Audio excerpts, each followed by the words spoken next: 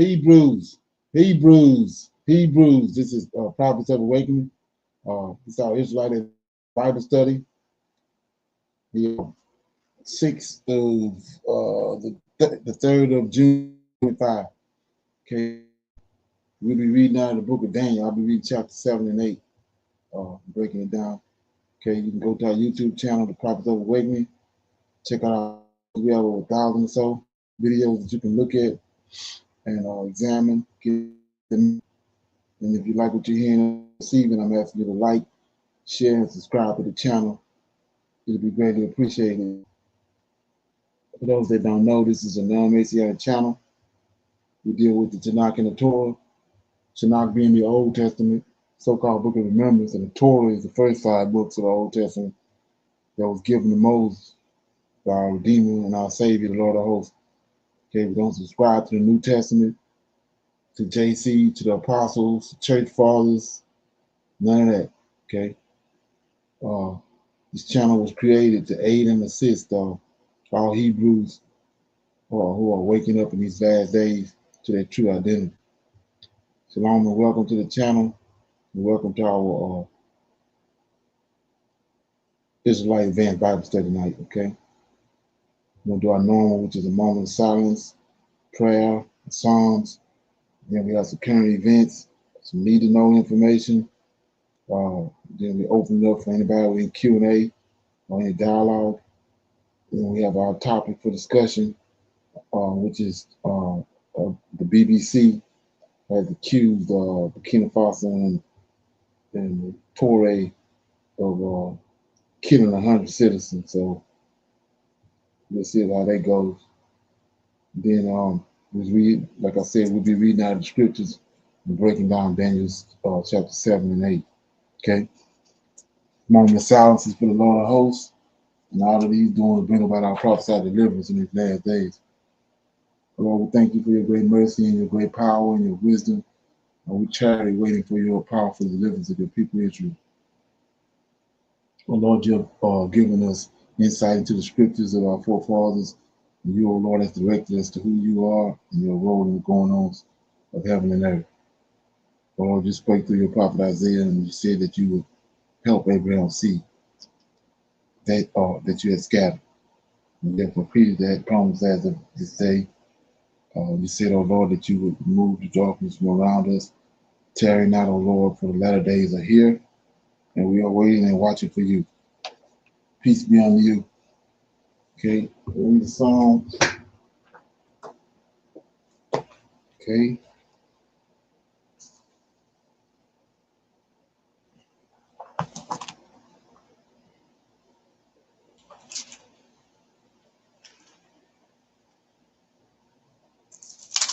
Okay.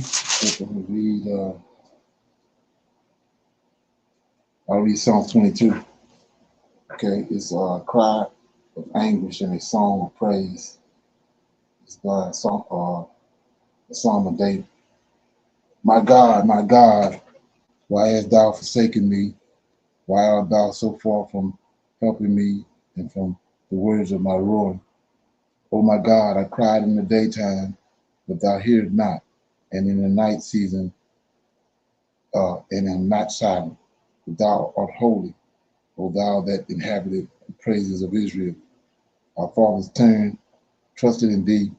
They trusted, and thou didst deliver them.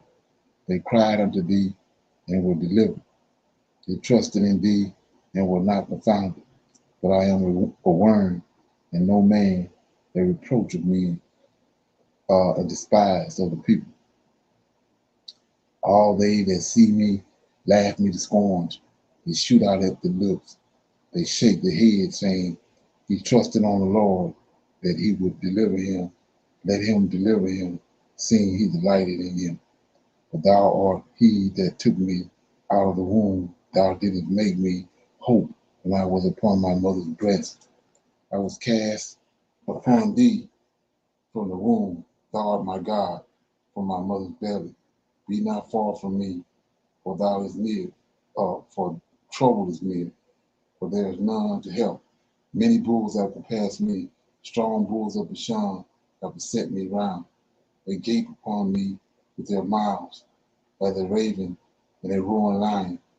I am poured out like water. All my bones are out of joint. My heart is like wax. It is melted in the midst of my bowels.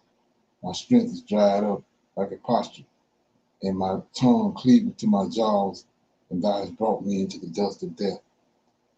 For dogs have compassed me, the assembly of the wicked have enclosed me. They pierced my hands and my feet. I may tell all my bones. They look and stare upon me. They part my garments among them and cast lots upon my vesture. But be not thou far from me, O Lord, O my strength. Haste thee to help me. Deliver my soul from the sword and my darlings from the power of the dog. Save me from the lion's mouth, for thou hast heard me from the horns of the unicorn. I will declare thy name unto my brethren in the midst of the congregation while I praise thee.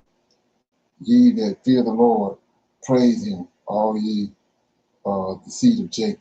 Glorify him and fear him, all ye that of the seed of Israel. For he hath not despised nor abhorred the afflictions of the afflicted, neither have he hid his face from him, because when he cried unto him, he heard. My praise shall be to thee in the great congregation, and I will pay my vows before them that fear him. The meek shall eat and be satisfied.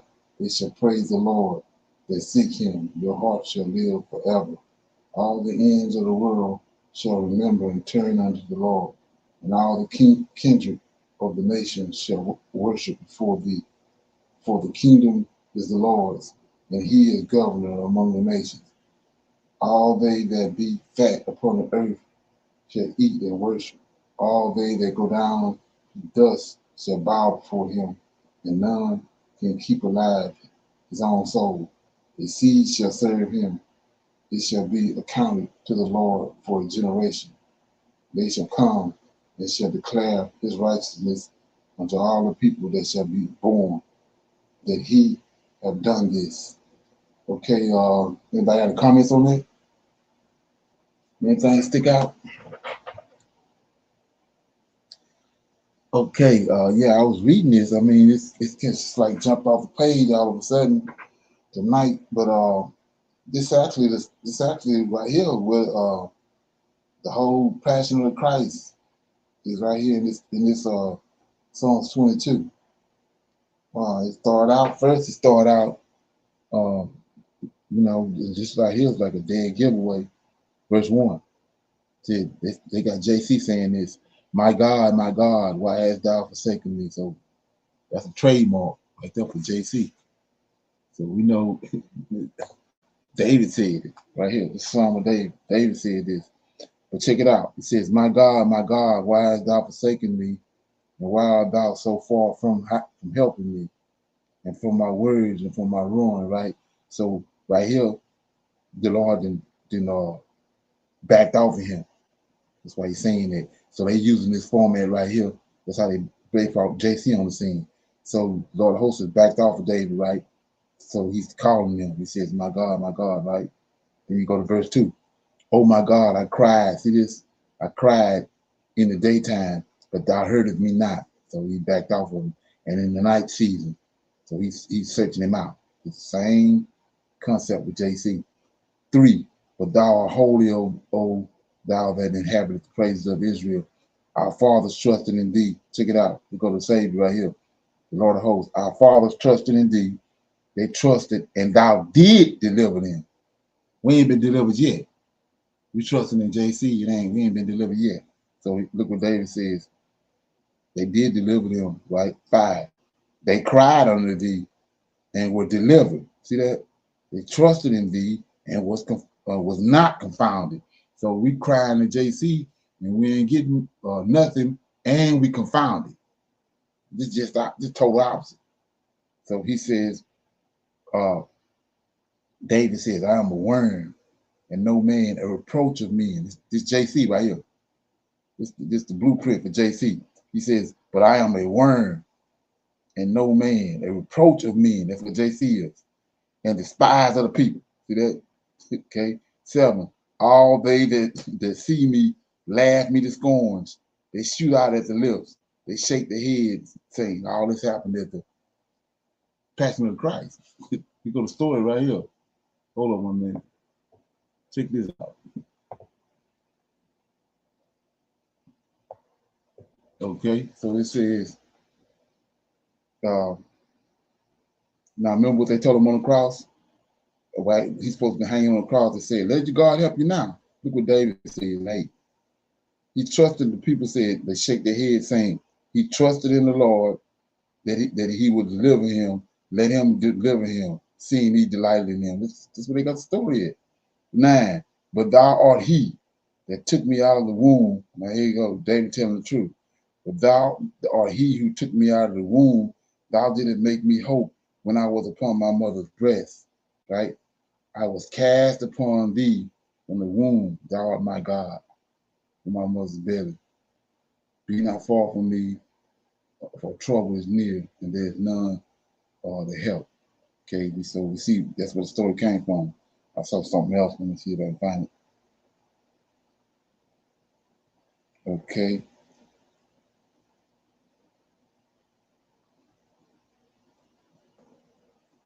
Okay.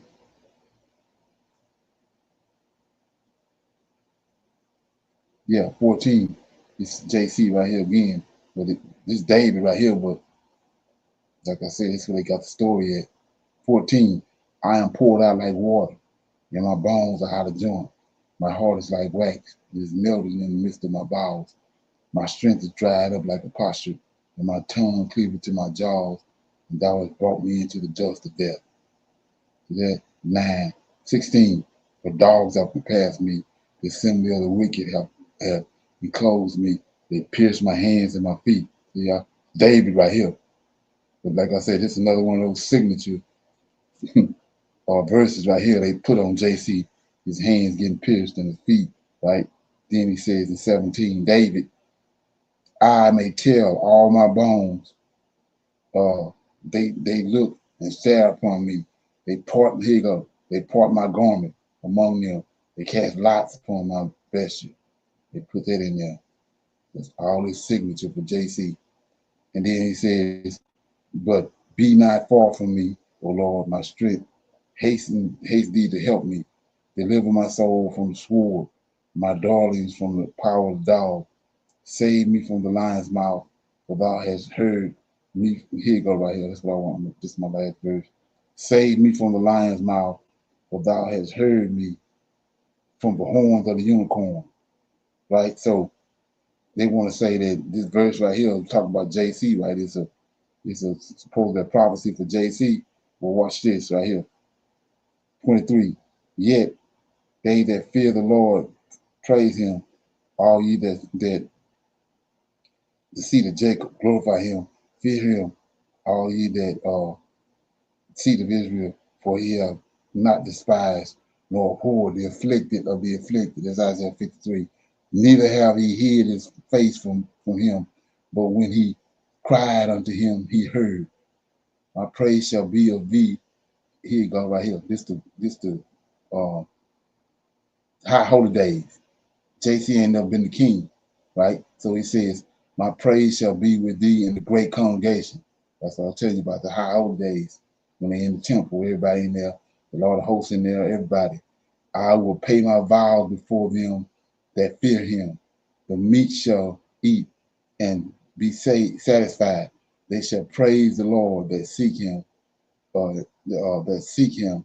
Your heart shall live forever, and all the ends of the world shall remember and turn unto the Lord. And all the kindred of the nations shall worship before thee. For the kingdom is the Lord's, not JC's, Lord of hosts. And he is the governor, the king among the nations. All they that be fat upon the earth shall eat and worship. All they that go down into the dust shall bow before him, and none shall keep alive his own soul. They see, I'm trying to get to somewhere.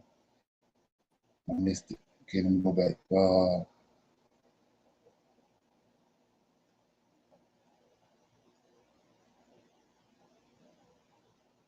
Yeah, so David says, verse 21, save me from the lion's mouth, for thou hast heard me from the horns of the unicorn. So what he's talking about right here is those the four horns in the temple.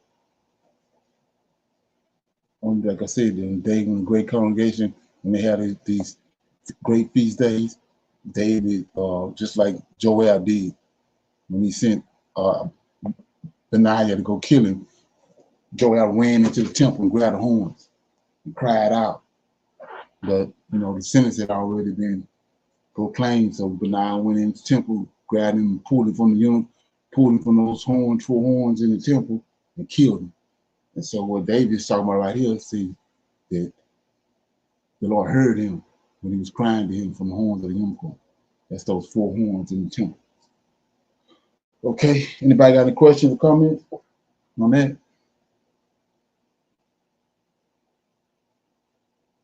Everybody good? Okay, here we go. We got some current events. After leaving the bank could cost you everything. Check the driver this out. says she had just withdrawn $20,000 from a bank to make a down payment on a house. Police believe she was eyeballed at the bank by the people in this car and followed to a mall. Most people have no idea until it's too late. It can happen quickly anywhere at any time. In Austin, Texas, police report more than 60 cases in the first half of the year. And in California, police have noticed an uptick over the past few months. Let's break down exactly what you need to know. So first off, let's go ahead and break down what bank jugging is, okay? This isn't just happening in one city. It's nationwide. There is a robbery scheme called bank jugging that is being seen in California and other places in the country, and police fear it's becoming more popular. Stephanie Haynes joins us live to explain how it works and what you need to watch out for. Usually starts right here at a bank. Thieves are waiting and watching to see if you take out money. Then they follow you to your next location, whether that's the parking lot, a store, or your home. It's something you need to watch out for. So according to reports from ABC News, CBS, and law enforcement agencies in Texas, Florida, Illinois, and Georgia, jugging is on the rise and fast. So let's talk about how it works, how to spot it, and most importantly, how to protect yourself. Here's 5 things you need to know about bank jugging right now. Number 1, most of the time it will start in the parking lot, okay? So jugging suspects, they typically sit in the car outside the bank or outside the credit union, and then usually with tinted windows or like vehicles that's like kind of blacked out. Now they're watching for customers who go in empty-handed and then come out with either a bank envelope, a zipper bag, or just looking cautious like they got a lot of money that they just took out. The driver says she had just withdrawn $20,000 from a bank to make a down payment on a house. Police believe she was eyeballed at the bank by the people in this car and followed to a mall. They say a female member of the gang approached the victim's car and got her attention by asking, "Did you drop some money?" The victim gets out looking for a $5 bill. Then an accomplice sneaks up, reaches into the open car, and grabs the woman's purse with the 20 grand in it. So for example, they may zoom in on someone that walks in wearing work clothes, but then walks out checking over their shoulder. Sometimes the thieves don't even bother creating a distraction. This driver told cops he withdrew $1,000 from the bank. The bad guys followed him and pulled up alongside, smashed the window, and grabbed an envelope with the money in it. So here's what you need to watch for. Cars that have been idling for 30 plus minutes with people inside, or especially those like out-of-state tags or those that look like rental cars or people that's kind of sitting inside the car, but they never get out the vehicle. The woman robbed as soon as she got home was likely followed from the bank. This is surveillance video you're seeing from the victim's apartment complex off the Beltway on April the 1st. Police say the woman had just paused when a red SUV pulled up. You see it there. A man got out of the SUV, opened the passenger side door of the victim's vehicle, grabbed her purse, got into the car, and drove off. Police say the victim had just withdrawn money from the bank, and it is likely the suspect followed her. Number 2, they use lookouts, phones, and yes, even radios as well too, okay? Usually this isn't just one guy. It's usually a crew of people, okay? So jugging crews, they typically work in teams. One person may follow you into the bank. They may even be pretending to be a customer. Then what they do is they're going to alert the person outside as soon as you make a transaction. The outside team then follows you by car. Some even use air tags or tracking devices to keep tabs on you. For example, in Houston, police busted a jugging ring that used walkie-talkies, okay? And they had an inside person who worked at the bank. That's how serious this has gotten. We have big developments in a violent attempted robbery that left a woman critically injured. That woman had just withdrawn money from a bank, and all along, investigators with Precinct 4 Constable's office said it was an inside job. Tonight, they've arrested the bank employee believed to be that inside link. 2 others are also in custody, and deputies are looking for a 4th suspect as we speak. At the very latest, we know she has just processed into jail. We're told she also worked at that bank, and now she is accused in this robbery. Bank employee, 25-year-old Shelby Wise, sits in jail charged with robbery. The Harris County District Attorney's Office filed that charge this afternoon. The Precinct 4 Constable's office arrested her early this morning. Constable Mark Herman says she was at work the day that the victims withdrew $75,000. Okay. This is where we at. Anybody got any comments on that? Heard anything about that? Shalom. I didn't hear about this one, but I think it was like a month or 2 into the new year after the COVID.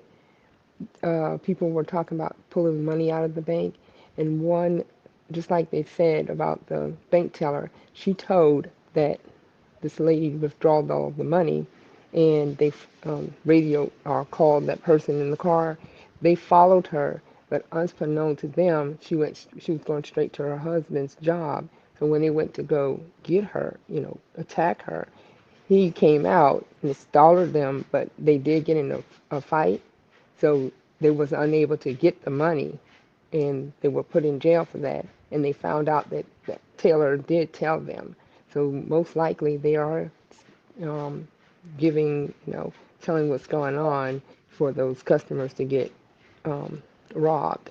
But this happened right after COVID. Okay. Anybody else?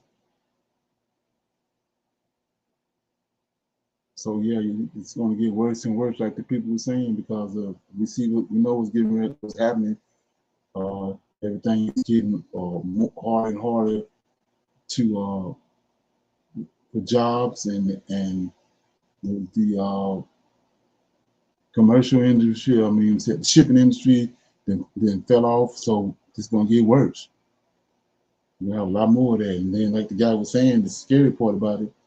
So they're working in crews and gangs. So you go to the ATM machine looking around for one person, but it's got a whole group set up, a whole scenario. And they follow you back anywhere, to your house, anywhere. So that's something to be on alert for. I wouldn't even be out at night trying to get no money out of no ATM machine. Me. Okay. Here we go. Before we dive in, hit that subscribe button and turn on notifications so you never miss out on truth-driven stories across Africa. Share this video if you care about Africa's future, because today we ask, is the U.S. really a partner or a power player in the Sahel crisis? Sahel is spiraling deeper into a political and humanitarian crisis, even being named the epicenter of terrorist activity by the UN. Vemba, what should the next administration do in its first 100 days to help the region? It's crucial that the next U.S. administration signal to the military leaders in Burkina Faso, in Mali, in Niger, in Chad, that the U.S. is committed to resetting good relations with these countries. The U.S. had suspended a big chunk of collaboration with them because of military coups. The problem is today those countries have other options. In fact, Mali, Burkina Faso, and Niger have really strengthened the relations with Russia. Those countries, their leaders, are very friendly to the United States. A lot of them were trained by the United States. If the US does not reset the relations with these countries, the US tends to lose. The Sahel, a once proud belt of African civilization, is now the epicenter of global terrorism. According to the 2025 Global Terrorism Index, this region alone accounted for over half of all terrorism-related deaths worldwide in 2024. But something more alarming is now unfolding. At a major press conference in Kenya, General Michael Langley, commander of U.S. Africa Command, raised a red flag. He warned that extremist groups from ISIS to Al-Qaeda affiliates are not only destabilizing the Sahel, but are now pushing southward toward West Africa's coastal states. If these groups gain access to the coast, he said, they could expand smuggling, arms trafficking, and human trafficking, creating a major threat not just to Africa, but to U.S. interests as well. Langley's message was clear. AFRICOM is watching, AFRICOM is ready, and AFRICOM is here to help. And that threatens America's interest? Say again? Does that then threaten America's interests? Yes, thank you for asking that. Because especially ISIS, and of course in East Africa is inextricably linked all the way to ISIS West Africa, ISIS Sahel. And there's going to be probably a move afoot for them to move and seek refuge within the line. So we have shared objectives, and we offer to work together with the Burkina government and border countries. Mali, Niger, coastal West Africa countries collective, because here's what these organizations do. Here's what these terrorist organizations do. They seek refuge in the seams or the borders of these countries and lets them thrive and grow, and lets them recruit, gain resources to carry on their illicit and nefarious activities against the populations of those people across the regions from North Africa to Southern Africa, East and West. We deepen our partnerships with various countries and their militaries to build towards what we see first as security comes first. For good governance and to institutionalize the militaries is the first step to be able to get stability and also prosperity for countries. That's where we engage with various countries across West Africa and East Africa and across the Maghreb as well, and then in Southern Africa. We've been building on these relationships for years, since 2007, 2008, engaging with various African countries that have shared objectives, shared values in our approach to the threats, but also to explore the opportunities. But behind that diplomatic tone lies a far more complicated story, and See Africa TV is here to unpack it. Part 1, the security crisis or the excuse. For years, U.S. forces and Western allies have operated in the Sahel, training troops, flying drones, conducting surveillance. Yet the situation has gotten worse, not better. So we must ask the question, why has terrorism exploded despite foreign military presence? Has the war on terror become a cover for prolonged foreign influence? We demand body and soul the immediate withdrawal of American troops from our soil, not just America and France, but until the country is totally free from all those who are harmful to Niger. Of course, we want cooperation with the United States, but not to bring its soldiers to settle illegally in our country. The U.S. has around 1,000 security personnel in Niger on a mission to fight armed groups in the Sahel region. But the protesters say that's not the reason why Washington has soldiers in their country. These Western forces are coming to our country because it is full of uranium, diamond, and gold resources. And these resources are untapped. These forces are at the origin of the arrival of terrorism in our country. Niger was a key U.S. ally in the region until a military junta took power in Niamey last year. The junta has turned to Russia for support. The protest comes a day after Russian military plane loaded with equipment and instructors landed in Niger. Okay, sound like a dead cat on the line to me.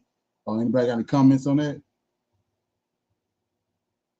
Shalom, brother Leonard. Did that last part just say that a Russian plane landed there? Yeah, they say that they returned to Russia because they looking at how since the U.S. forces been there, the terrorism increased. And it should be the other way around, but since they came there, terrorism then escalated. So they all siding with toward Russia for assistance. Okay. Okay, right. Yeah. Right. Anybody else got anything? Okay, we got some need to know information right here. Let me play this.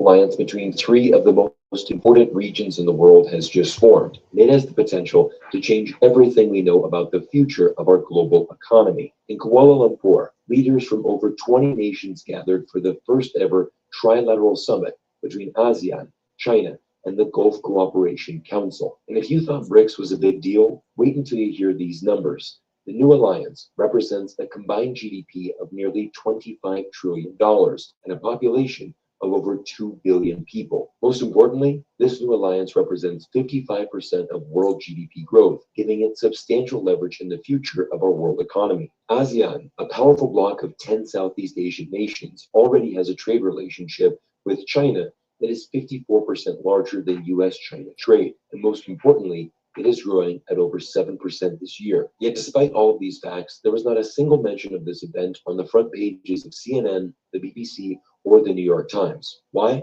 Because this summit could mark the beginning of a global power shift, one where the West no longer calls the shots and China begins building a new world order with the global South. So in today's video, we're going to be breaking down exactly what happened at the ASEAN-China GCC summit and why it may go down as one of the most important geopolitical events of this decade. Let's dive in. Everyone, let's face it. The world is going through a period of massive uncertainty, and at the center of it all is the United States, driven by the aggressive policies of President Trump, who seems to be attacking every country on earth under the banner of making America great again. So far, we've seen plenty of disruption, but very few concrete wins for Trump in his global tariff war. Take a look at this graph. It's been 47 days since Trump launched his Liberation Day tariffs, and the number of legally binding trade agreements signed by Trump remains at zero. Trump isn't making America great again.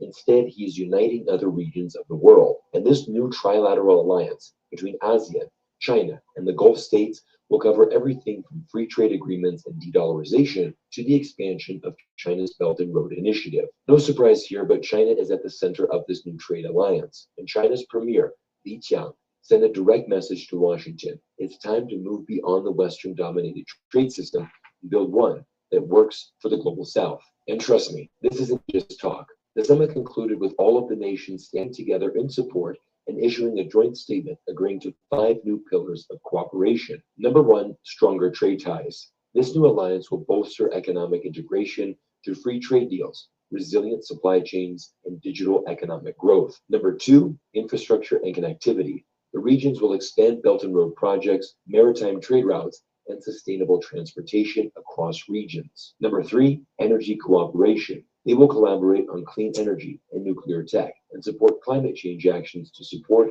a just energy transition. Number 4, tech and innovation. They will build partnerships in AI, fintech, smart cities, and boost digital skills to future-proof their economies. And number 5, cultural exchange. They will promote tourism, education, and people-to-people ties through student exchanges and cultural initiatives. This is a stark contrast to Donald Trump's plan for America, where he is literally revoking the visas of international students as I make this video. But what's forming on the other side of the planet isn't just a partnership.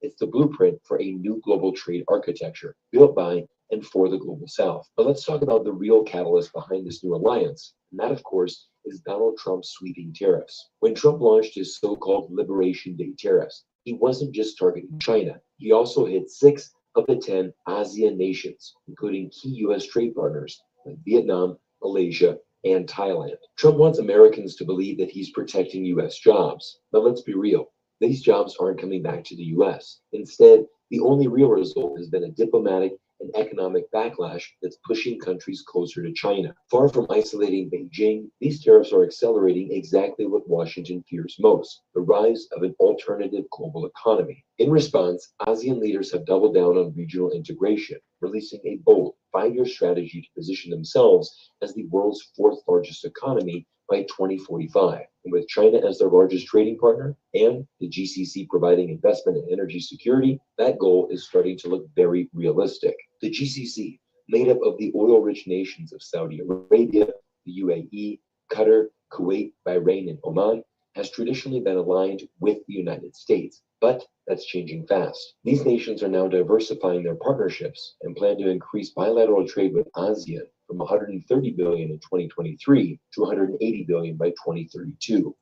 Asian nations no longer see China as the problem. In fact, they see China as the solution. It's a reality that you'll never hear in Western media. And that's really the point here. Our world is changing fast, and most people aren't being told the full story. While the US is caught up in tariffs, TikTok bans, and political chaos, new alliances are quietly reshaping the global order. BRICS and the ASEAN-China GCC alliance and the rise of our new multipolar world are all showing us that power is shifting. The US dollar is being challenged, and new trade routes are forming. And most importantly, the future will not look like the past. And when you zoom out and look at what all of this means, not just geopolitically, but economically, there's one simple truth. We are entering an era of instability. And that's why personally, I made it a priority to protect my investments. And in uncertain times, I don't chase hype. I look for stability. And that's why I've been a huge believer in gold, because no matter what isn't paying attention. Right now, AxCap's average cost per ounce of gold in the ground is just $4.38.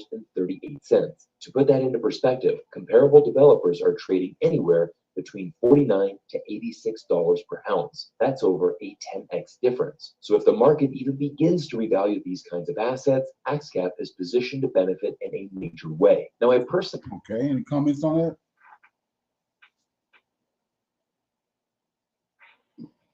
Okay, we'll open it up for some Q&A. Anybody have any questions, comments, and dialogue about anything they heard on this channel, anything they came across, any research? You got any questions?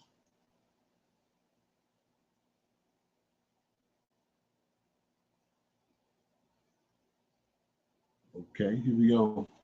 I thought this right here was pretty interesting. I went back to once launched.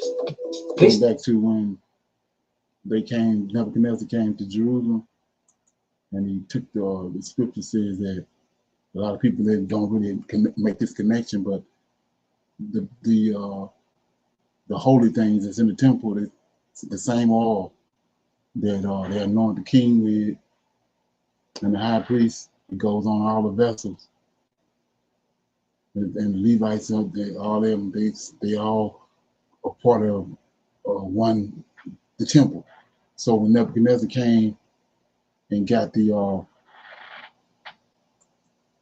vessels out of there, it says that he took the king, right, which was Jehoiakim, the holy vessels, all the vessels, a lot of the vessels, and the Levites took them to Jerusalem. So wherever they at, that's you can believe me, the Lord of hosts somewhere around. He got his eyes on it. So I was sitting there thinking about that, and I said, hold up. I was sitting there thinking about how, let me get back over here. Yeah, how that in the Vatican, over in Italy, they allowed our records.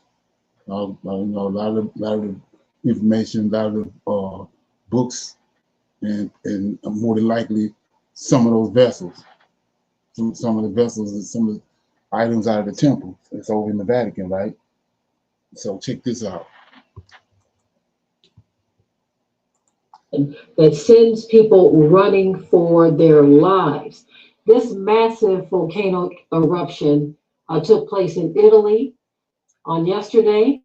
It's called the Etna volcano, and it erupted in an epic way, sending people again scattering and running for their lives. So we know that as we march forward into the future, we are going to see more and more of these, what they call natural disasters. I call them the hand of the Most High. And also, this is proof that the earth is groaning. The earth is groaning because it's bleeding from the gashes that it has received from mankind. So anyway, I want you to take a listen at this report. And of course, I'm going to show you some of the footage and damage and some of the people scurrying, as well as video surfaces of this major catastrophe. Take a listen at this, and of course, you know I will be right back. Massive volcanic eruption in Italy, a sign of the earth groaning? On June 2nd, 2025, Mount Etna, Europe's most active volcano, erupted in a spectacular display of fire, ash, and molten rock. The eruption sent a massive plume of smoke and gas into the sky, triggering concerns about air quality, seismic activity, and potential aftershocks too. Details of the eruption. The eruption began at 11:24 a.m. local time, with pyroclastic flows surging down the slopes of Mount Etna. Lava fountains shot into the air, creating a dramatic scene visible from miles away. Authorities issued aviation warnings, initially placing the region on red alert, later downgraded to yellow as the eruption subsided. Tourists and locals were evacuated from high-risk areas, though officials assured that no immediate danger was posed to the population. Biblical connections, the earth groaning under judgment. Many religious scholars and believers have drawn connections between this eruption and biblical prophecy, particularly passages that describe the earth groaning under the weight of human destruction and sin.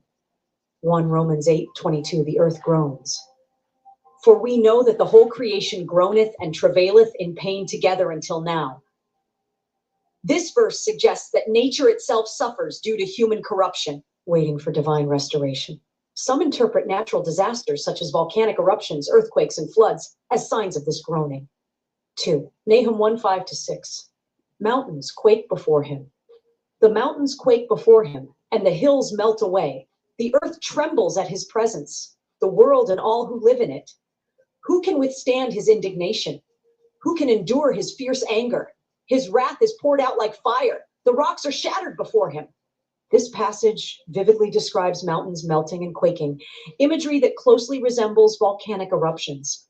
Some view such in its path. The sudden appearance of the flow caused alarm. Emergency teams swiftly evacuated tourists and hikers caught on the slopes, prioritizing public safety.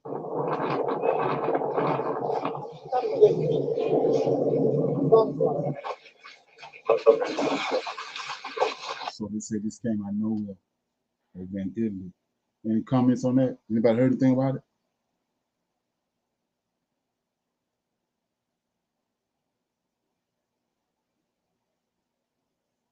Okay. So with that being said, I said my topic for discussion was I'll be talking about I said I was gonna deal with Burkina Faso and Chile. I do both of them. Matter of fact, let me play this first.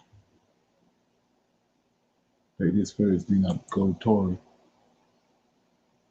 This is a major problem, right? Who had spent many winters in Florida and even. It's about the same as what's happening at the banks, at the ATM machines. That's gonna really escalate. But check this out. We're here for our convertible. American tourism is on the brink of collapse. And if you think this is just a temporary slip, think again. They don't feel safe, they don't feel welcome. I was planning a trip to LA to see a friend. However, we decided to go to Mexico instead. I think it's a good idea because I think USA is doing a lot of bad things right now. Once a dream destination, America is now considered unsafe, unfriendly, and too expensive. Just in the first quarter of 2025, the tourism industry in key states lost over $29 billion. And it's not just a number, it's the livelihood of millions of Americans. For many communities, tourism is not just a job, it is the identity, the reason to keep families close together, the thing that makes a city vibrant. But now, thousands of hotels are vacant, and tens of thousands of workers have had their hours cut. And if this trend continues, a complete collapse is inevitable. In this video, let's explore the 10 states that are on red alert due to the tourism industry plummeting, and whether the place you live is among them. Don't leave the video, because the last state on the list might shock you. A once invincible tourist icon is now on the brink of total collapse. If you ever dreamed of a sunny morning in Miami, now many people can only dream of having enough money to buy breakfast. Florida used to be the retirement dream, a place where tourists from all over the country flocked every summer. But by 2025, that image gradually became a thing of the past. This is Florida now, no longer the scene of crowds and hustle. Instead, there are resorts and empty beaches.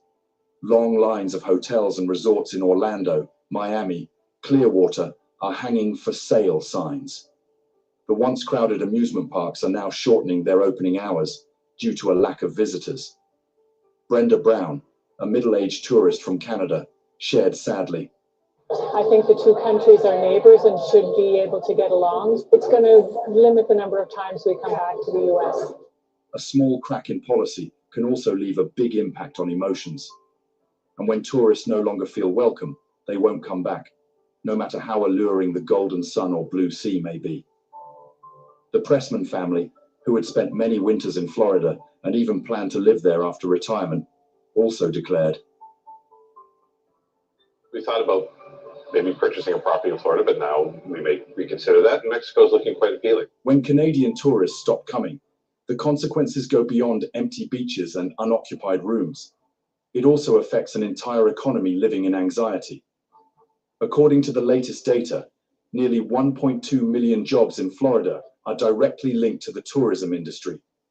In just the first 3 months of the year, this number has decreased by more than 17%. Revenue from lodging service taxes, a lifeline for many counties, has plummeted sharply, causing turmoil in the entire local financial system.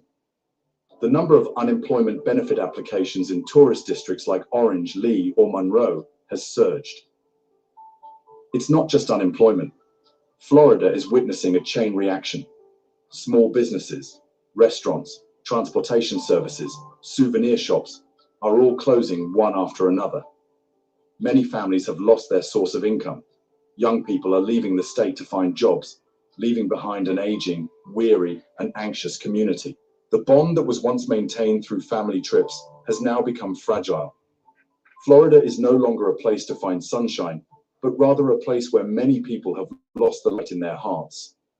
Some applications like Neighbor Food and Volunteer Florida have expanded their programs to provide food assistance and short-term job placement for those who have lost their jobs in the service industry. But this is only temporary and cannot replace the lost trust. I'm done spending an obscene amount of money on takeout every done. I'm getting back on. Okay. Any comments so far? Of American tourism no longer attracts anyone. What will keep this state's economy afloat? Are we witnessing a permanent change?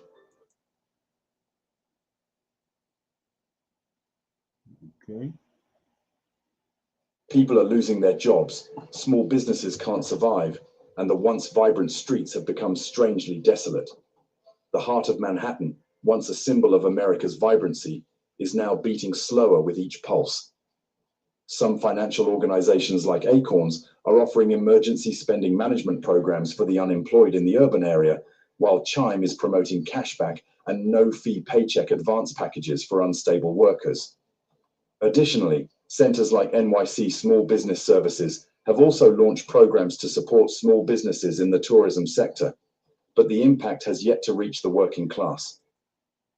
Some local communities are collaborating with the Airbnb.org platform to support the elderly in continuing to rent out their properties as a form of community exchange rather than pure business.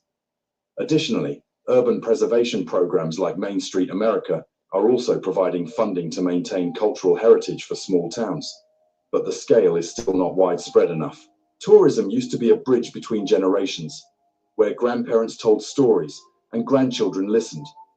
So when tourists no longer come, do the memories also gradually fade away? And finally, there is a distant and cold state, but it suffers the most when tourism disappears. No more cruise ships, no more international tourists, only lonely winters remain. Alaska used to be where cruise ships carrying dreams docked every summer, but in 2025, the port was deserted, and the dream quietly withdrew as well. Towns like Juneau and Skagway, once bustling whenever a ship docked, have now become places of nostalgia. Consumer prices are rising due to increased transportation costs, while the purchasing power of local residents has significantly decreased. No more tourists, no more circulation, no more cheap supplies, prices are rising, and an entire community in Alaska is at risk of sinking deeper into isolation. With a sparse population and dependence on tourism transport, Alaska is not only losing its economy, but also its connectivity.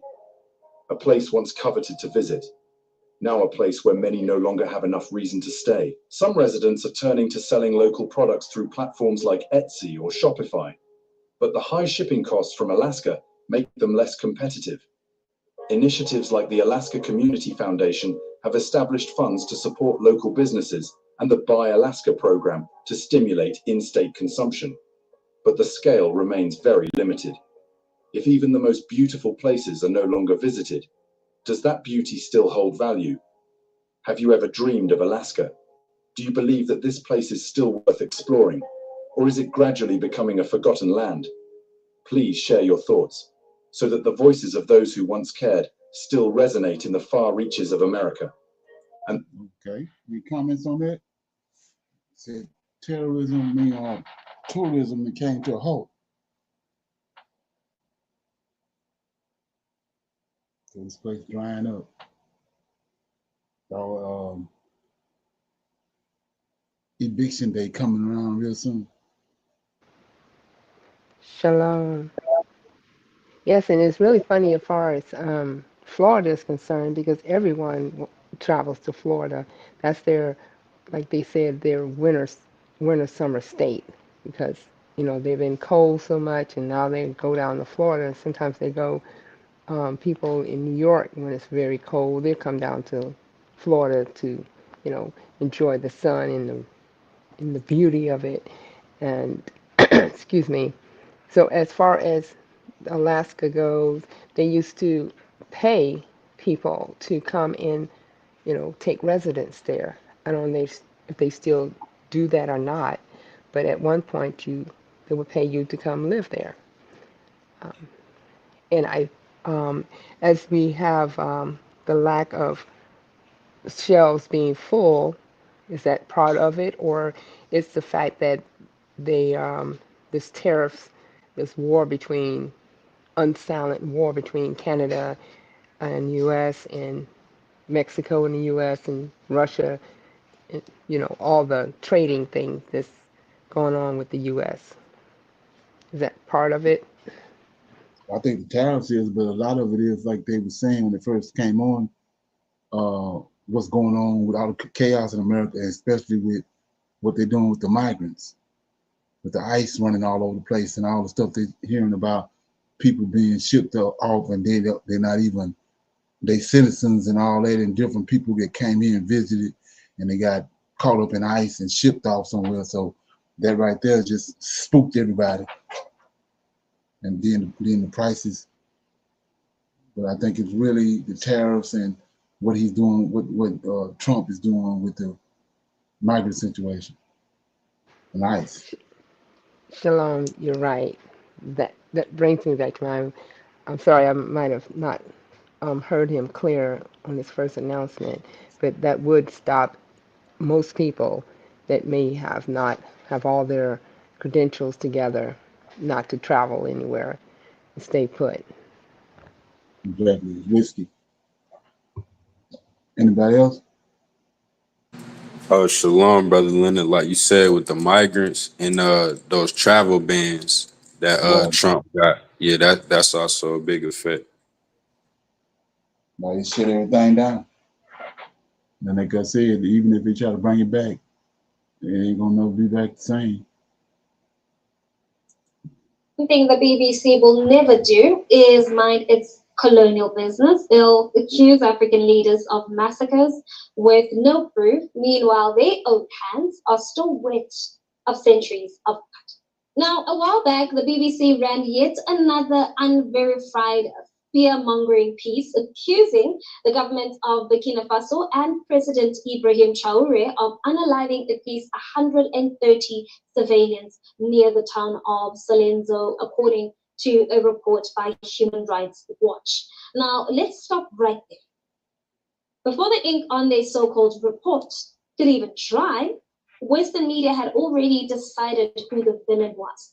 No trial, no independent confirmation, no voices from the ground, just the same old playbook.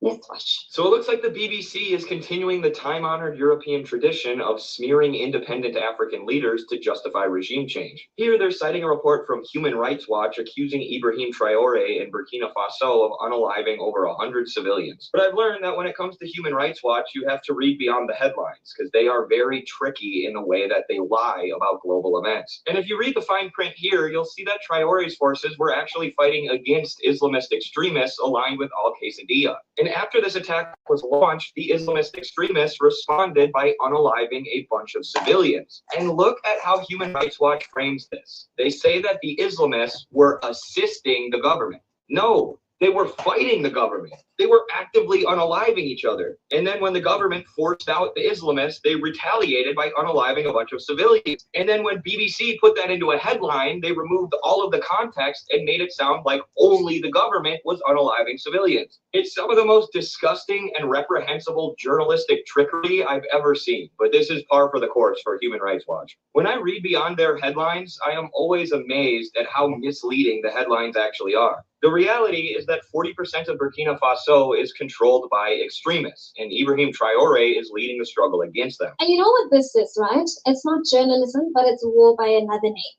which is narrative warfare. One thing about the BBC has always been more loyal to empire than to the truth. It wasn't built to report, it was built to frame, to spin, and to sanitize colonial crimes while demonizing anyone who dares to resist them. So notice what they said. Narrative warfare. So they did that. It's the same thing they did when they brought JC on the scene. And even today they got where you can't. They done denigrated the certain books like the Book of Enoch and Jasher, where the average person that believe in these people, they're gonna listen to what they say about certain books ain't legitimate and all that, and they're not gonna deal with them, missing out on a whole bunch of needed information that they need in order to come to the conclusion of the truth. But because of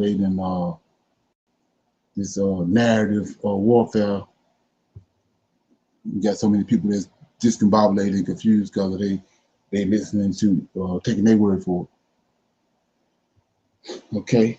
Anybody got any questions or comments? Anything on that? Okay, so like I said, I was going to read out of Daniel, right? Just felt the need to go back over that again.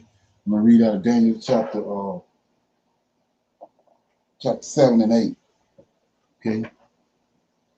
And then anybody have any questions or comments, we'll deal with it as we go. So I'm in Daniel chapter 7.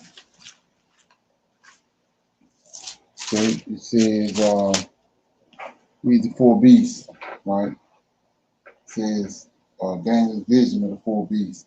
It says, in the first year of Belshazzar, king of Babylon, Daniel had a dream and vision of his head was upon his bed. Then he wrote the dream and told the sum of the matter.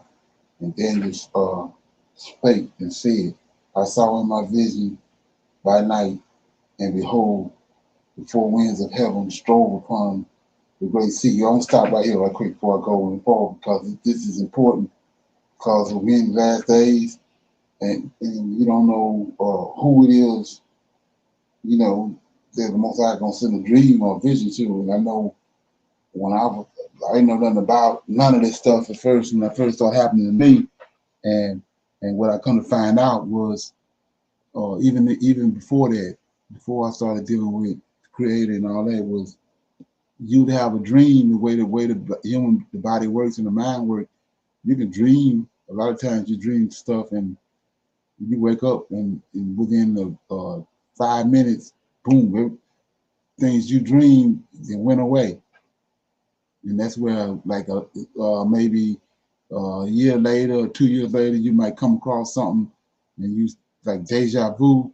You can't remember where you saw it at. Well, hell, a lot of it be it was in your dreams, and your mind is remembering it and connecting dots.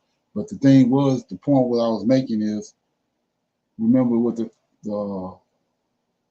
Pharaoh had a dream about the 7 cows that came across the river, and he told these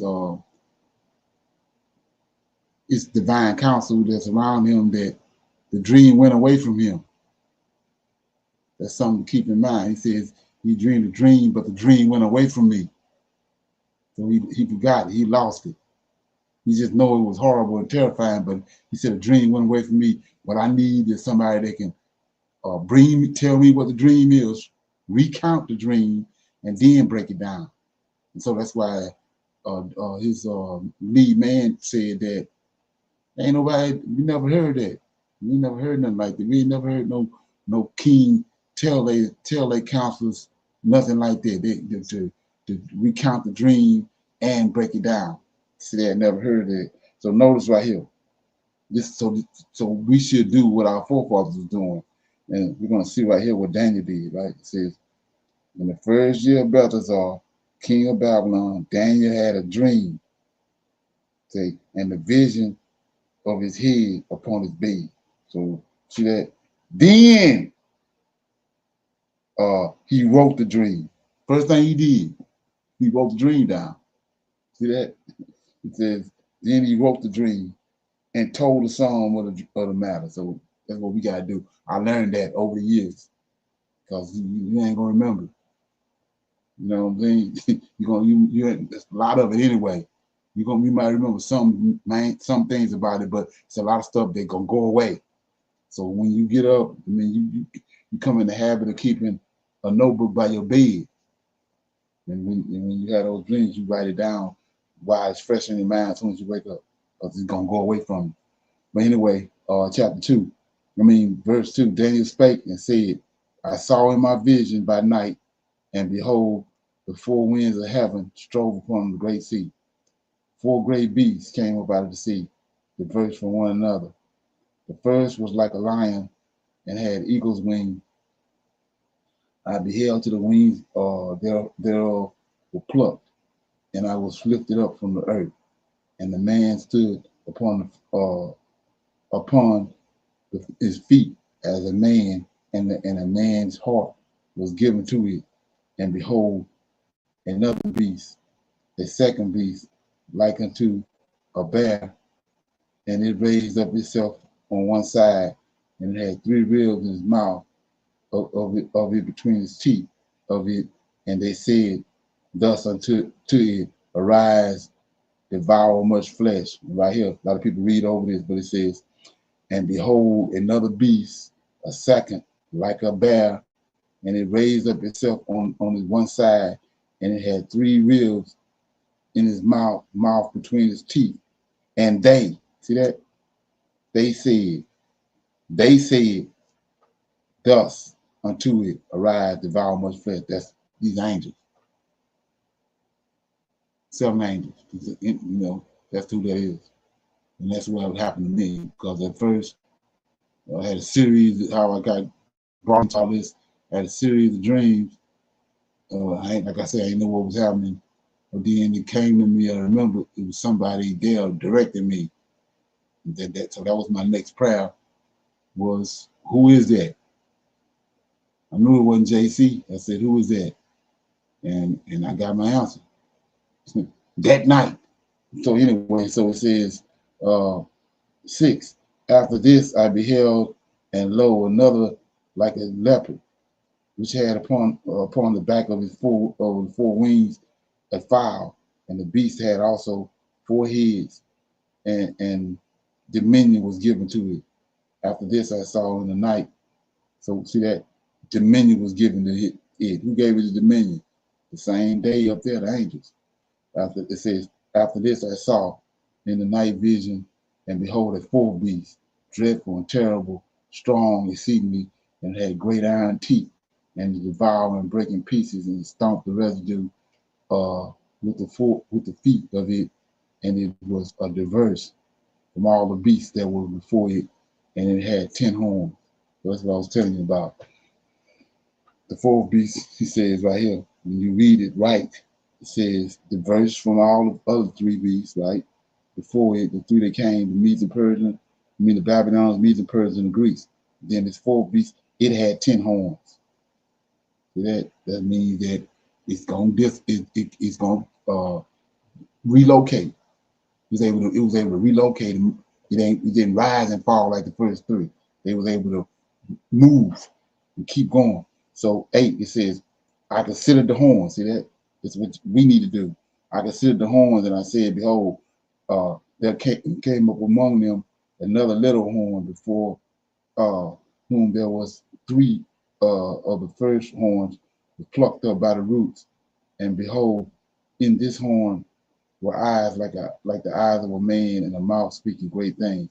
And I beheld to the thrones were cast down, and the Ancient of Days did sit, whose garment was white as snow, and his hair of his head like the pure wool. His throne was like the fiery flame, and his wheels as burning fire. A fiery stream issued and came forth from before him.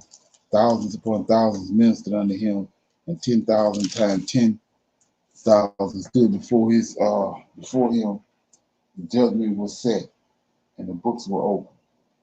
And I beheld, then, because of the voice of the great words which the horn spake, I beheld even till the beast was slain, and his body devoured, and given to the burning flames. As concerning the rest of the beasts, they had their dominion taken away, yet their lives were prolonged for a season and a time. And I saw in the night vision, and behold, one like the Son of Man came with the clouds of heaven, and came to the Ancient of Days, and they brought him near before him, and there was given him dominion and glory and a kingdom, that all people, all nations should serve him. His dominion is an everlasting dominion, which shall not pass away, and his kingdom, and the kingdom that which shall not be destroyed. So right there in that verse, you got all kind of people coming up with all kind of stuff. I'm gonna read it. Start back at 12. Daniel 7 and 12 says, well, I started 11. I beheld then, because of the voice of the great words which the horn has spoke. This is the Antichrist, Antiochus, right? I beheld even till the beast was slain, and his body was destroyed, even to the burning of the flames. 12, as concerning the rest of the beasts, right? They had their dominion taken away, yet their lives were prolonged for a season and a time. Then 13, I saw in the night vision, and behold, one like the Son of Man came with the clouds of heaven, and he came to the Ancient of Days, and they brought him near to him. So they want to say this Jesus right here.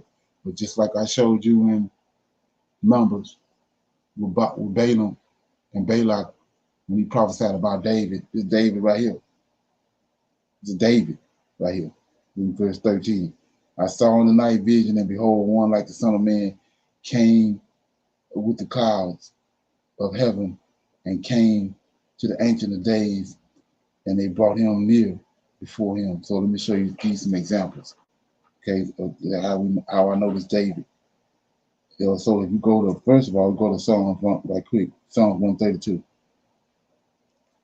So that's an end time prophecy right there. So if you go to Psalms 132, okay, just going to jump off the page. Okay, Psalm 132. It says, this is prophecy. This is a Psalm of David, right? We're going to go to, I'll just go to a couple of verses. So he says, verse 10, for thy servant David's sake. This is the Lord of hosts. When you understand David is the Messiah. For thy servant David's sake, turn not away thy face from thy anointing, right? And then he says, 11, the Lord hath sworn in truth unto David, not Jesus. He will not turn from it. Of the fruit of his body will I sit upon or thy throne. Okay, then you keep going, and then it says,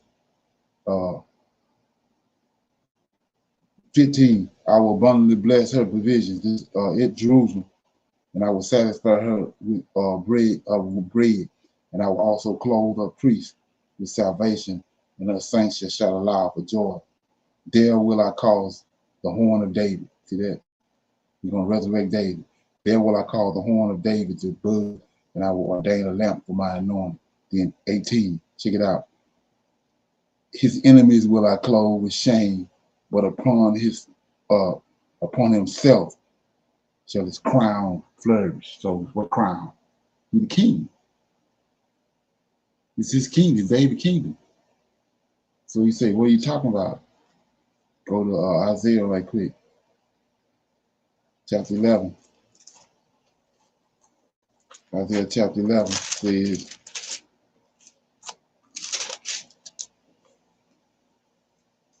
verse 1.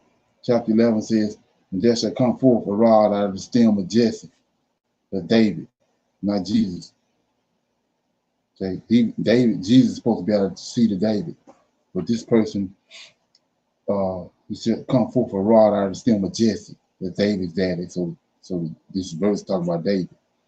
Then it's, you can't get out of it. Verse 10. In that day, same one we just read in Daniel. One came like in the clouds, like looking like the Son of Man. 10. In that day, there shall be a root out of Jesse, which shall stand for an ensign to the people. To it shall the Gentiles seek, and his rest shall be glorious. So we see all these precepts. Once you understand what's going on, they all point to David. So that's David in chapter Daniel 7 and 13. I saw in the night vision, and behold, one like the Son of Man came with the clouds of heaven, and he came to the Ancient of Days, and they brought him near before him. So that's David. And then it says, and there was given him, just like we just read in Psalms 132, there was given him dominion, glory, and a kingdom, that all people and nations and languages shall serve him. His dominion is an everlasting dominion, which shall not pass away, and his kingdom is that which shall not be destroyed. So David. You see, once you understand that, you can see it's all talking about David. So anyway, go to verse 15, get the interpretation. It says, I, Daniel, was grieved in my spirit in the midst of my body, and the vision of my head troubled me. I came near to one of them that stood by and asked him the truth of all this. So he told me, and he made me know the interpretation of these things. These great beasts, which are four kings, which shall arise out of the earth. But the saints of the Most High shall take the kingdom and possess the kingdom forever and ever. So it's the kingdom that we just read about up there in verse 13 and 14. And this person that's over, this man they brought to him, right? Verse 18, the saints of the Most High, that's the people in Daniel, in Ezekiel 37, that he raised up. It says the saints of the Most High shall take the kingdom. That's what we read in Joel and in Zechariah. When he raised his army up, they take the kingdom back. That's at the end of the four beasts. And so what kingdom is it? It's David's kingdom. He keeps the son on the throne of David to the end. Then he's gonna put David back on his own throne. But from the time David died, the Lord of hosts kept a son out of his lineage on the throne to preserve the throne for David in the last days. And you'll see that in a minute. Anyway, 19. Then I would know the truth of the fourth beast, which was diverged from all of the others, exceedingly dreadful, whose teeth were as iron, and his nails of brass, which devour and break in pieces and stomp the residue with his feet.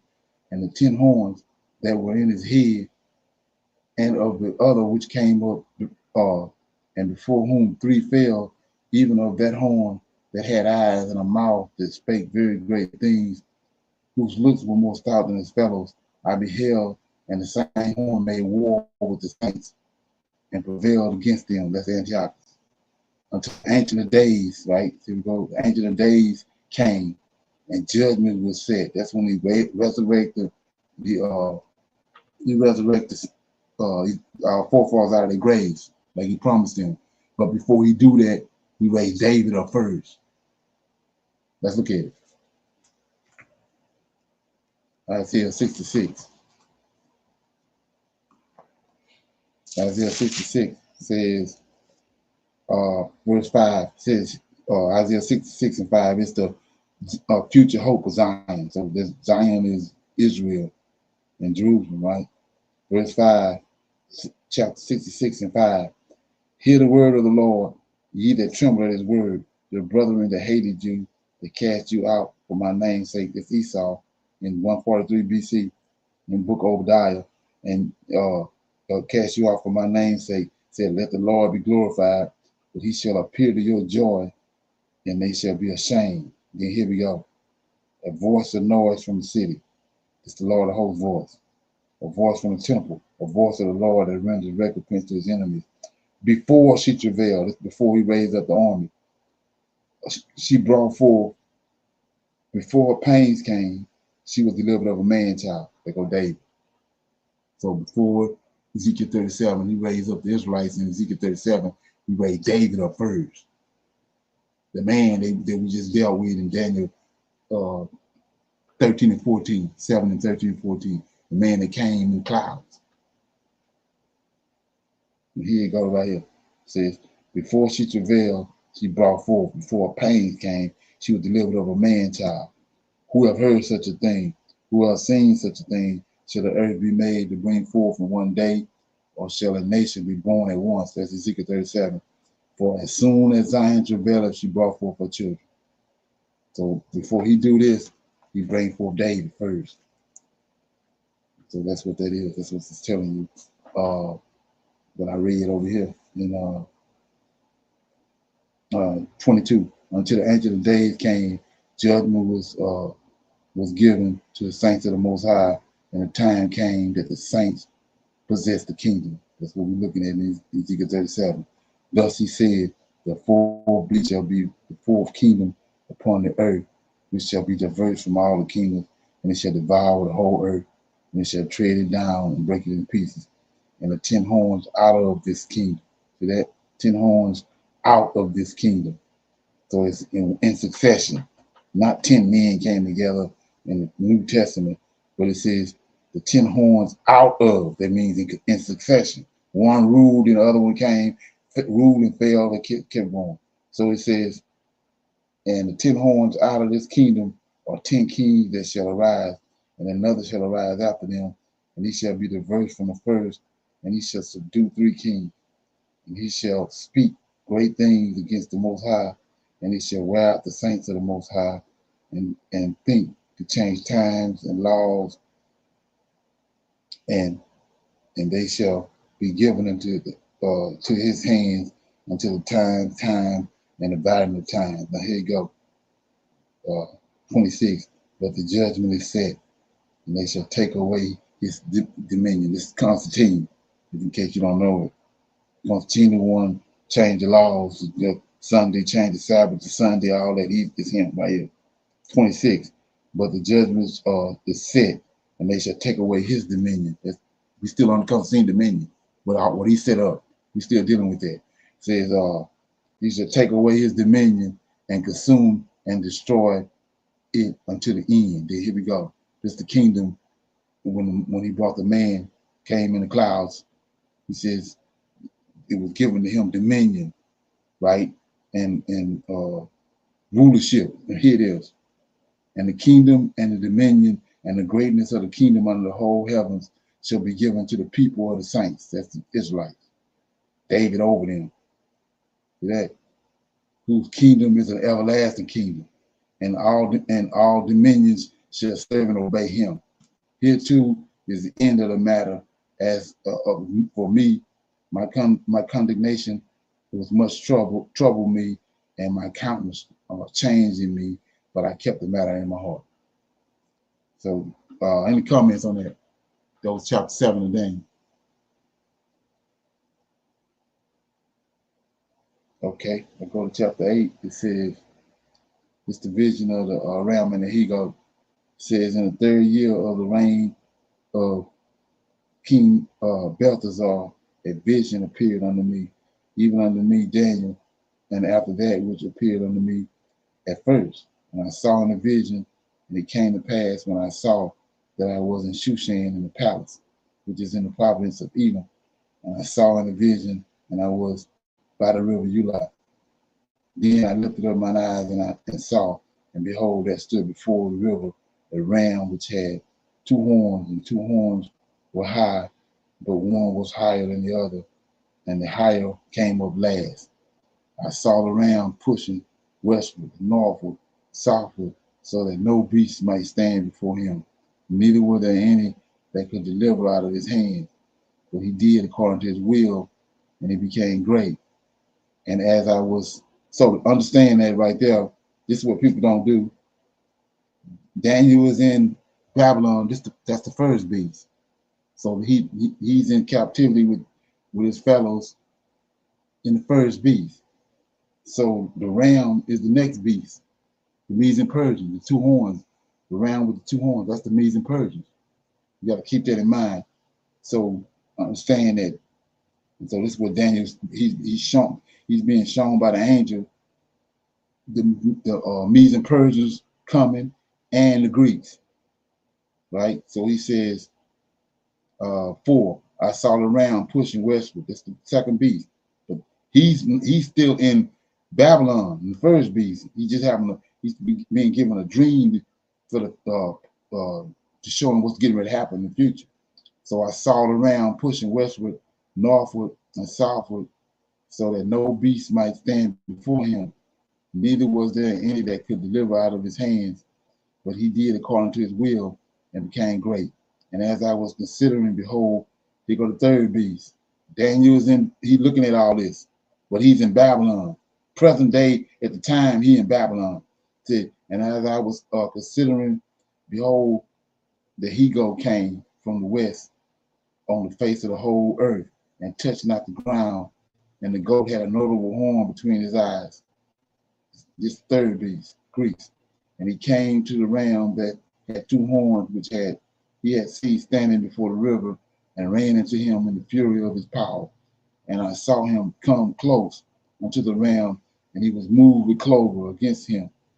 And he smote the ram and brake his 2 horns, and there was no power in the ram to stand before him, but he cast him down to the ground, stomped upon him, and there was none that could deliver the ram out of his hand.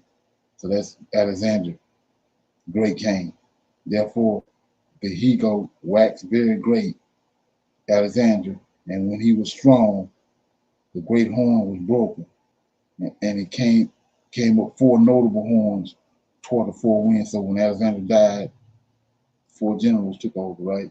And out of one of them came forth a little horn. That's Antioch Epiphanes right here. Came out of the Seleucid dynasty. One of the generals came Antiochus, which waxed exceedingly great toward the south and toward the east and toward the pleasant lands, right? Okay. And it waxed great even to the hosts of heaven. And it cast down some of the hosts of the stars to the ground and stomped upon them. Yea, he magnified himself even to the prince of the host. And by him, the daily sacrifice was taken away. That's Daniel 12. Okay, when the Antiochus came, 11, I mean. says, and daily sacrifice was taken away, and the place of the sanctuary was cast down, and a host was given him against the daily sacrifice by reason of transgression, and it cast down the troops to the ground, and it practiced and prospered. So that's right here. I mean, like I say, people reading over it, but he says that I explained to you what the daily sacrifice was. Those are oblations that Noah and them was doing in the morning, at noon, and at evening. So they would have those oblations inside the temple. Antiochus came and stopped it. And that's what the angel showed Daniel right here. Says, and he had an army, he gave him an army in order to do it. 12 says a host was given Antiochus against the daily sacrifice by reason of transgression, because Israel had sinned, turned away from the Most High, the Lord of hosts. And he cast down the truth to the ground. This is where the truth is started there right here. They attacked the law, the Torah, and it practiced and it prospered. And we're looking at the final results of that is the New Testament. It started back here, but they finally got to the point where they had a New Testament. Okay, 13. Then I heard one saint saying to another saint, and another that certain saint, which spake, how long shall be the vision concerning the daily sacrifice? See that? That's the daily sacrifice. At this point right here, it's still a temple. And the transgressions of the desolation to give both the sanctuary and the host to be trodden under. So that's Israel and the temple to be trodden underfoot. And he said unto me, unto 2,300 days, then shall the sanctuary be cleansed. And it came to pass, when I, Daniel, had seen the vision, sought for the meaning, then behold, there stood before me at the appearance of a man. That's Gabriel. And I heard a man's voice between the banks of the Uliah. So check it out. I heard a man's voice between the banks of the Uliah. This is Michael standing on the water, which called and said to Gabriel. So Michael commanding, controlling Gabriel. Make this man understand, right? Then just like in the beginning, you got Yahweh and Michael there. Michael is moving on the waters, and then the creation story, that's the scene. Yahweh talking to Michael. Make light. Divide the waters from the waters. Make the animals. And he making them. So Michael doing the same thing right here with Gabriel. 16. And I heard a man's voice between the banks of the Uliah, which called and said, he said to Gabriel, make this man understand the vision. That's Michael talking to Gabriel. Gabriel is the angel of understanding. 17. So he came near where I stood, and when he came, I was afraid, and I fell upon my face. But he said unto me, understand, O son of man, for the time of the end shall be the vision. Now, as he was speaking with me, I was in a deep sleep on my face toward the ground, but he touched me and set me upright.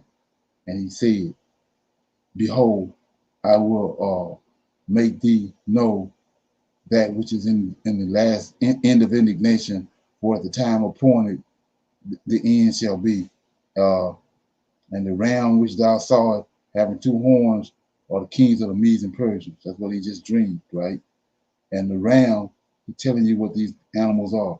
The ram, the rough goat, is the king of Grecia, and the great horn that is between his eyes, the first king, is Alexander the Great. Now, that being broken, whereas four stood up for it, four kingdoms shall stand up out of the nation, but not in its power. And in the latter days of their kingdom, when the transgressions are come to a full, king of fierce countenance and understanding dark sentences stand up as Antiochus. His power shall be mighty, but not by his own power, and he shall destroy all that's in First Maccabees, right? He shall destroy wonderfully, shall prosper in practice. He shall destroy the mighty and the holy people. And through his policies, also he shall cause craft to prosper in his hand, and he shall magnify himself in his heart. And by peace he shall destroy many, and he shall also stand up against the prince of princes, but he shall be broken without hand. and the vision and the evening and the morning which was told is true. Wherefore, shut up the vision, for it shall be for many days. And I, Daniel, fainted and was sick certain days. Afterwards rose up I, and I did the king's business, and I was astonished at the vision, but none understood it. Okay. So, anybody got any questions, comments on that? Anything stick out? Shalom. Um, so what we bring it in today's time, as far as the lion, the bear, the leopard, like the lion was Babylon, and the bear was Persia, and the leopard was Greece, and the terrible beast is Rome. So today's time is that any of them, Russia, China, U.S., any of those are considered like the beast. Like Russia is like the terrible beast. That's the last one, which is Rome.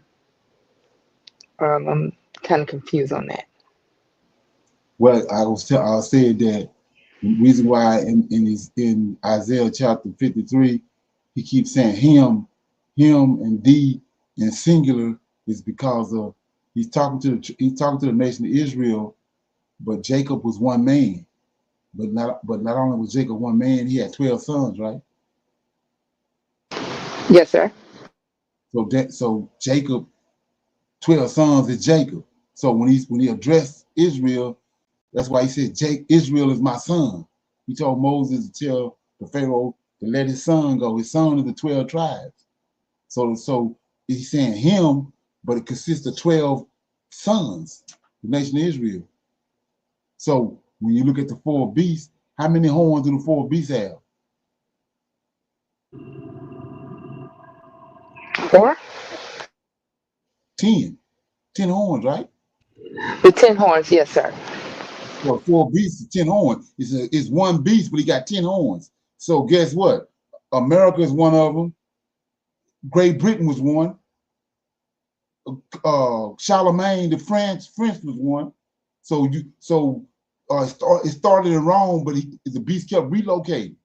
It's the same beast, but it's still relocating. It's got 4, but it got 10 horns. So America was number 9, and now we're looking at the last one coming up now, which is 2. He said he had 2 little wings reserved for the end, Russia and China. But it's still a 4th beast. But he got 10 horns, and all those 10 horns got to play out in different locations on Earth. That's why it's diverse from the other ones. The other 3 rose and fell in the same place. They didn't have the understanding that Esau had, because Esau was raised by Abraham. So Esau would relocate when he see the beast falling. He relocate to another place. So it started in Rome. Then they left from Rome. They went to the Byzantine. I can't really got them in order. I wrote it down, but Byzantine Empire. Then it relocated to Charlemagne. Then from Charlemagne, it went to somewhere over in France, and then it went from there. It ended up in Great Britain. They ruled the world for a long time under the banner of Great Britain. Then we know that a group of people came out of Great Britain, came to America, and then now we look at America ruling. It's still the 4th beast, and now we see the turmoil that we're looking at right today is because of the beast getting ready to making its last and final jump, which is from back to the Middle East, back over there with Russia and China. But that ain't gonna last long. That's what 2nd Ezra will tell you. It's gonna the last incarnation of the 4th beast is gonna be violent. And it ain't gonna last that long. That's what we're looking at. Make any sense? Yes, sir. Okay. Something I saw in here. I'm gonna go back to this chapter, Daniel chapter 8, about when we go on to when you go to Genesis with the serpent and Eve, and he told God do it know that in the day that you eat thereof, you'll be like us, you know, like gods, like them, right? And then he says, don't touch it, right? And you say, well, what you talking about? You can't be an apple if he's saying don't touch it. But when you understand who's in play in the story, you understand why he said touch, right? So here we go, right here. This is in the story of Daniel. It says, now as I was speaking, this is Daniel 8 and 18. Now as I was speaking, as he was speaking with me, Gabriel talking to Daniel. Now as he was speaking with me, I was in a deep sleep, on my face toward the ground, but he touched me. See that? He touched me. The angel touched Gabriel, right? Why? And he set me upright. And he said, behold, I will now make thee know what shall be in the last end of indignation. For at the time appointed, the end shall be. So why he touched him? Gabriel, he had lost all his energy. You know, when the angel enter into you and bring you the vision, he suck all his strength out of you. That's why the man said they're weak. So then Gabriel had to touch him in order to make him strengthen him. So Adam and Eve in the garden, they wasn't supposed to be dealing with him. It's another angel. Okay, let that from me. Anyway, anybody else got any comments, questions? Okay, we'll pick a Yes, sir. scripture. I'm Okay. sorry. Okay, Shalom. When we were talking about back a couple of days ago about the gold and the silver and the brass and the iron, what is the mystery of the iron and the clay? I know that gold is Babylon, silver is Persia, brass is Greece, and Rome is iron and clay. Right. So we're in the last days, right? Yes, sir. Who was the clay? Who was the clay? How was Adam made?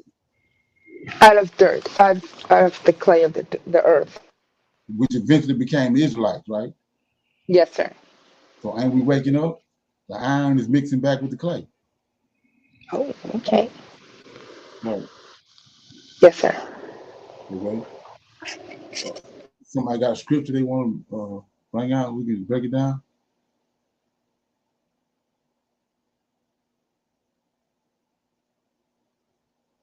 Shalom, brother Leonard.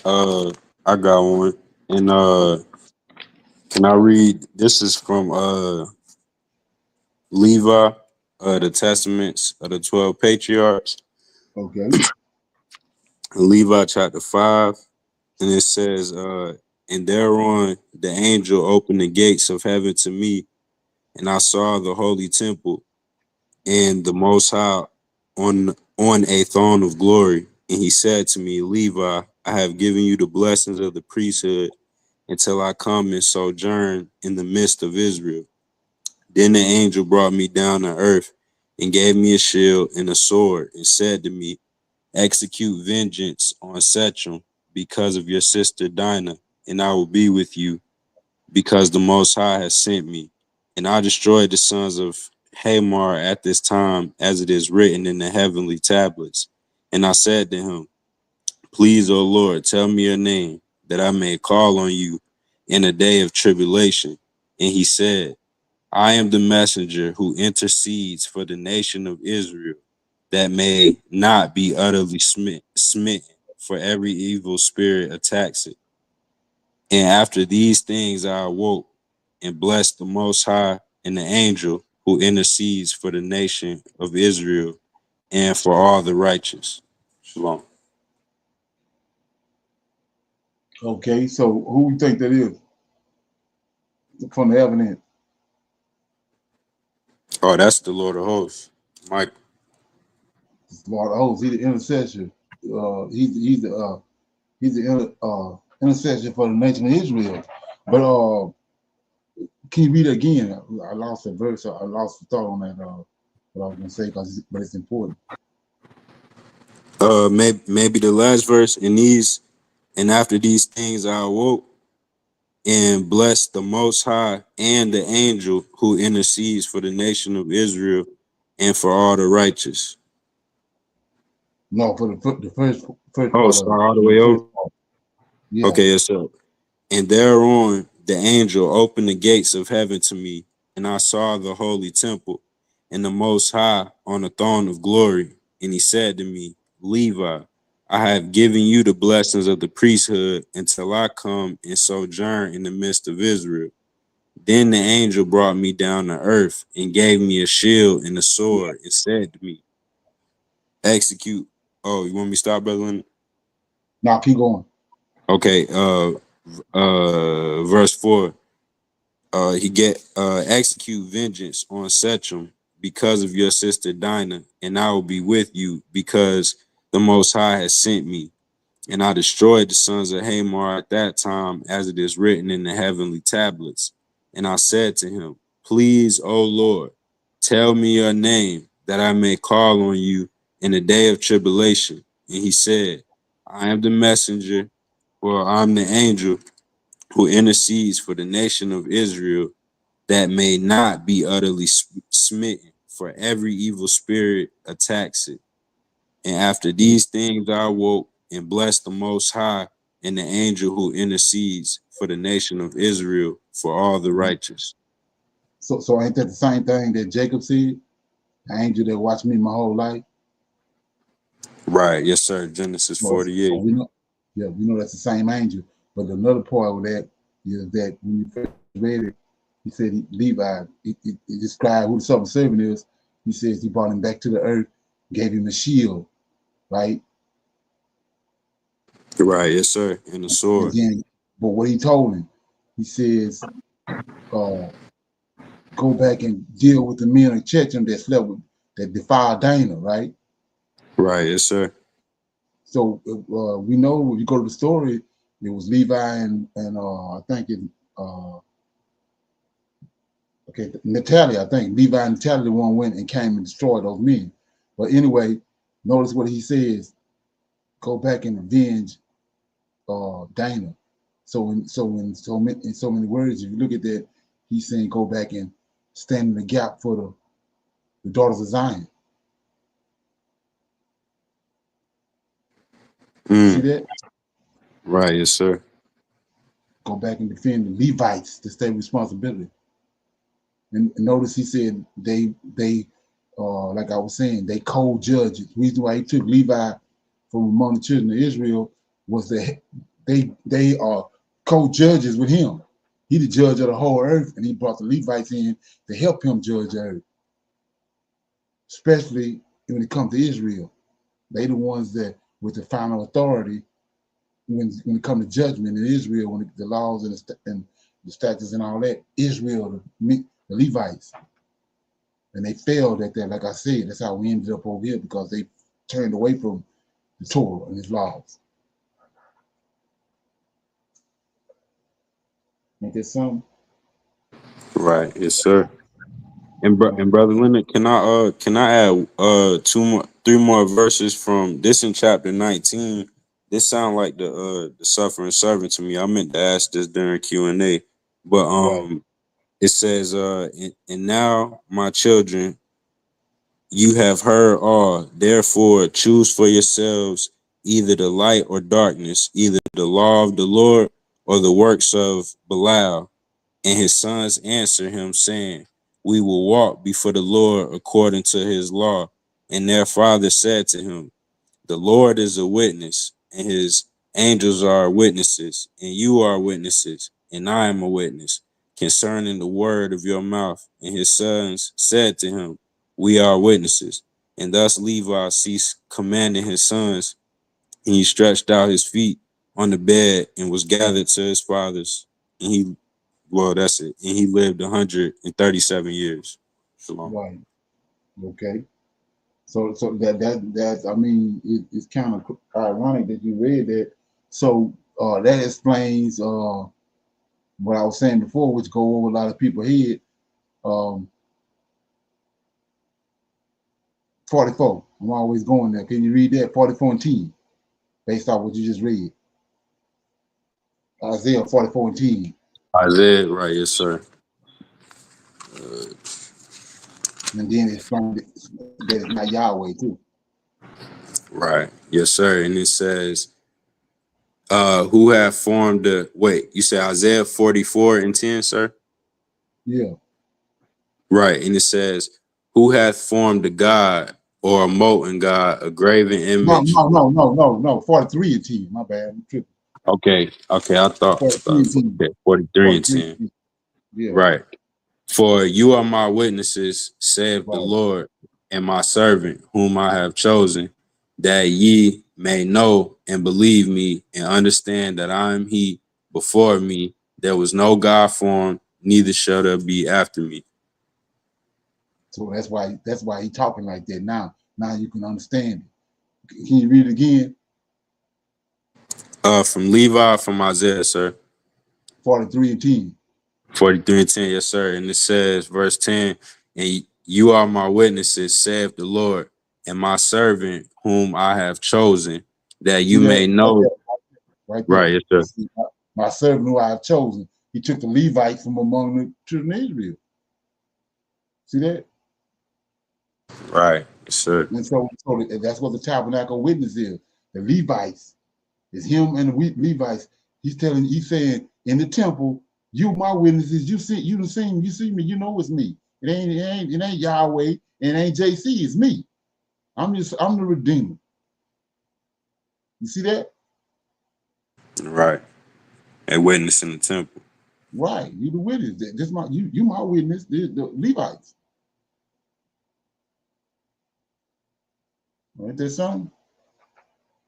Sure. Right. Okay. Anybody else got anything before we go? Shalom, brother. Okay. Everybody good? Yes, I'm good. Okay. So with that being said, I'll say shalom, shalom, and another shalom. Shalom, everyone. I highly recommend that you get this book and you read it because it's a must that you understand who God head is in the order that's in the Old Testament and Tanakh, because it's not the same as in the New Testament. And when you read this and you get an understanding, then the scriptures open up and then you begin to understand.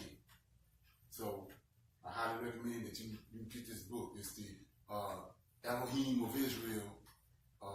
And there's a breakdown on the word Elohim and who the God of Israel is and the Godhead.